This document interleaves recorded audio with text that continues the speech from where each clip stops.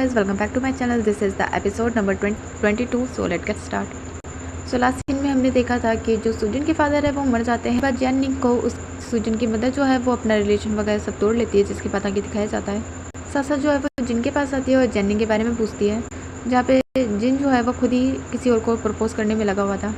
जिससे थोड़ी देर वो बातें करती है, वो भी अपनी डेथ के बारे में, क्योंकि सासा जो है वो काफ़ी दिनों से उसके हाथ जो है वो गायब हो रहे थे। इस वजह से वो बहुत जल्दी यहाँ से गायब हो जाएगी, उसे ये बात पता है। जिसके बाद सासा को अपने रूम में दिखाया जाता है, जहाँ पे वो सोच रही होती है कि अगर वो जैनिंग के साथ रही उसके बाद वो गायब होगी तो जैनिंग जो है वो काफ़ी ज़्यादा बुरा फील करेगा, और इसीलिए वो डिसाइड करती है कि उसके गायब होने से पहले ही जो वो जैनिंग को छोड़ के यहाँ से चली जाएगी।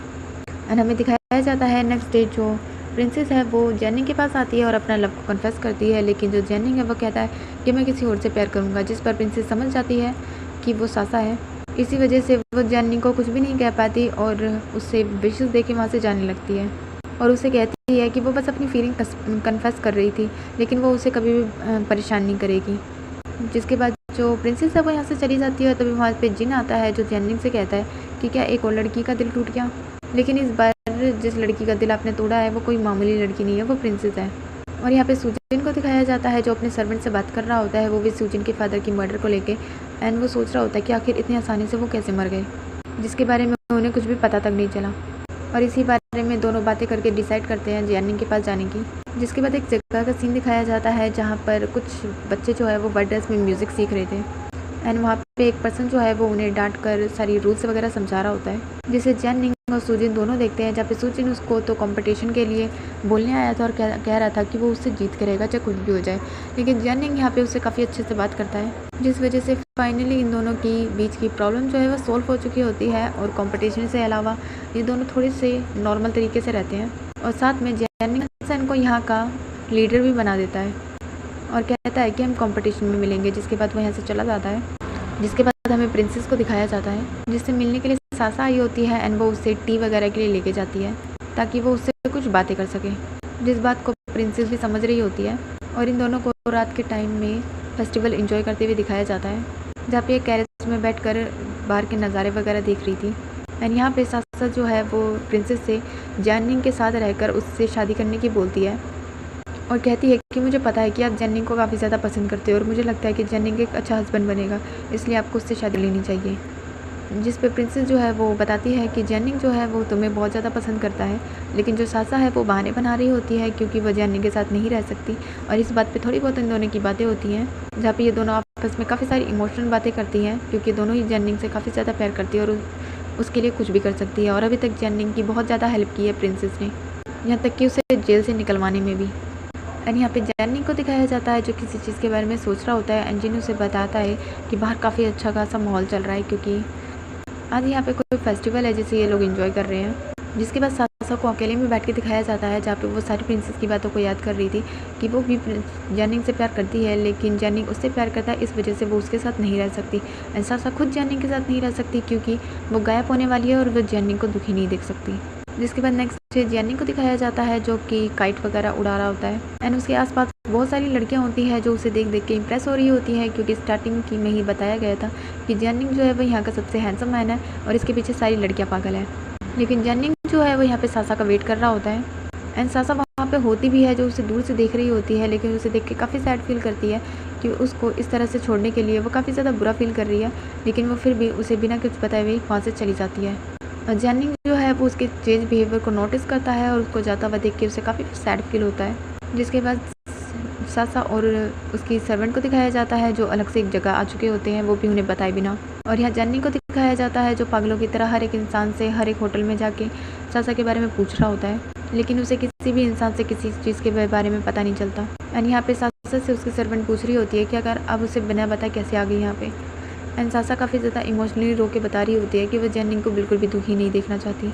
जिसके बाद जैनिंग को दिखाया जाता है जो काफ़ी ज़्यादा दुखी होकर परेशान होकर एक जगह बैठा होता है। तभी वहाँ पे प्रिंसेस आती है, वो भी सासा के कहने पे, क्योंकि सासा ने कहा था कि उसके जाने के बाद जैनिंग का वो ख्याल रखे, लेकिन प्रिंसेस जो है वो यहाँ आने के बाद उसे बता देती है कि जो सासा है वो तुमसे दूर रहने की कोशिश कर रही है, तुम्हें अवॉइड कर रही है, इसलिए तुम्हें जल्दी से जाके उसे मना लेना चाहिए। जैनिंग ये सुनकर खुद हैरान हो जाता है कि आखिर उसे सासा क्यों अवॉइड कर रही है, उसे भी नहीं पता। जिस पे प्रिंसेस का कहना होता है कि उसे भी कुछ ज़्यादा नहीं पता, लेकिन फिर भी वो उसे पता है कि जो सासा है वो उससे बहुत ज़्यादा प्यार करती है और वो उसे अकेला नहीं देखना चाहती थी। इसी वजह से उसे छोड़ के चली गई और उसका एड्रेस भी उसे बता देती है। एंड यहाँ पे हमें दिखाया जाता है शेयर को, जो कि सूजन के पास आती है और उसे कह रही होती है कि जो सासा है वो प्लीज़ कहीं चली गई है और उसे ढूंढने में हेल्प करो।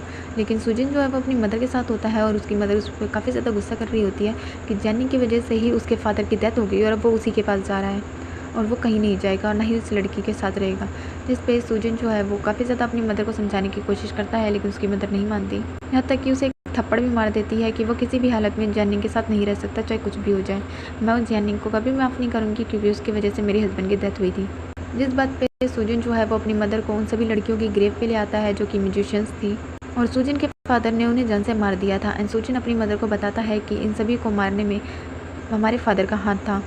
एंड ये बात जैनिंग ने पता की थी, इस वजह से फादर ने जैनिंग को मारने की कोशिश की थी और बाकी सबको भी, लेकिन ये बात उसकी मदर को नहीं पता था। एंड साथ में जो सूजन है वो अपनी मदर को ये भी बताता है कि उसके फादर जो है वो म्यूजिशियन थे। उनकी मदर को ये पता था कि वो पहले एक पुअर फैमिली से बिलोंग करते थे, लेकिन उन्हें ये नहीं पता था कि उनके हस्बैंड जो है वो म्यूजिशियन है। इसी वजह से वो कहती है कि अगर ये बात उन्हें वो पहले ही बता देते तो आज सारी चीज़ें इस तरह नहीं होती। एंड वो काफ़ी ज़्यादा दुखी हो जाती हैं और फिलहाल के लिए यहाँ से चली जाती हैं। एंड यहाँ पे सूजन भी काफ़ी ज़्यादा दुखी होता है जिसे शेयर संभाल रही होती है। जिसके बाद हमें सासा को दिखाया जाता है जिसका प्रिंसेस ने एड्रेस बता दिया था। इसके बाद जैनिंग यहाँ पे पहुँच जाता है एंड उसे यहाँ देखने के बाद सासा काफ़ी ज़्यादा शौक होती है कि आखिर उसे यहाँ का पता कैसे चला। लेकिन जो जैनिंग है वो उससे पूछ रहा होता है कि आखिर वो उसे अचानक से ऐसे छोड़ के कैसे आ सकती है। जिस पे सासा उसे बहाने बनाने लग जाती है और कहती है कि मुझे तुमसे ना ही कोई प्यार है और ना ही मैं तुमसे कोई शादी करने वाली हूँ, इसी वजह से मैं तुम्हें छोड़ के यहाँ पे आ गई। मुझे बस जैनिंग फेस्टिवल का इंतज़ार था जो कि जा चुका है। तुम्हारे ऊपर जितने चार्जेस थे वो भी हट चुके हैं और तुम जैनिंग फेस्टिवल में जीत भी चुके हो। एंड जो फेस्टिवल ये दोनों इंजॉय कर रहे थे अलग अलग, वो फेस्टिवल शायद जैनिंग फेस्टिवल था। इनका कंपटीशन तो नहीं हुआ क्योंकि जो जैनसन है उसने जैनिंग की ही टीम को अपनी टीम बना लिया था और फिर जैनिंग के वापस आने के बाद उसके पास कोई टीम ही नहीं थी। इस वजह से शायद ऑटोमेटिक जैनिंग जीत गया एंड उसे जीतने के बाद बहुत कम प्राइज मनी मिला था, इसी वजह से सासा उसे छोड़ के आ गई।